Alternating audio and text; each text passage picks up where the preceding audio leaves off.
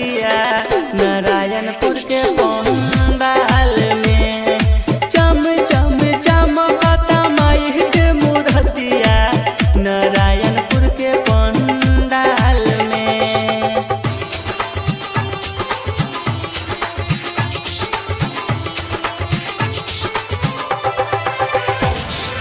DJ Manish Raxaul.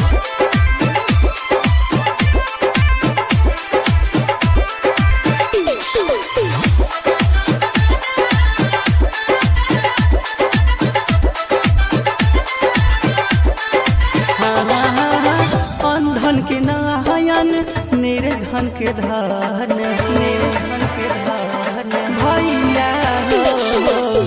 अंधन के नयन निर्धन के धन हो। सुना गोदिया में मैया देवली ललन हो। लंगड़ा के शक्ति देली मैया हो पाँव में। चम चम चमकता माई के मुरतिया नारायणपुर बाजार में। चम चम चमकता माई के मुरतिया नारायणपुर के पंडाल में।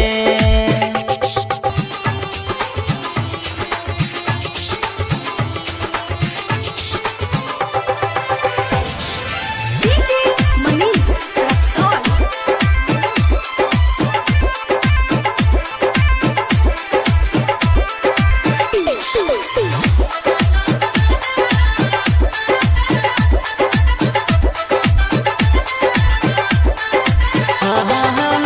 धन्य हो भइल नारायणपुर के धरती भैया हो।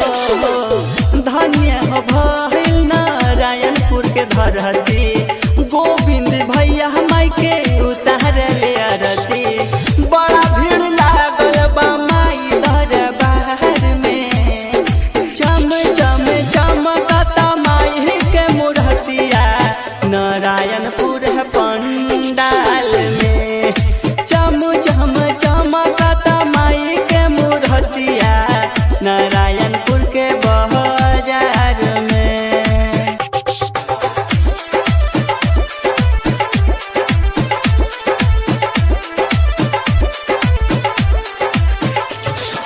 डीजे मनीष रक्सौल।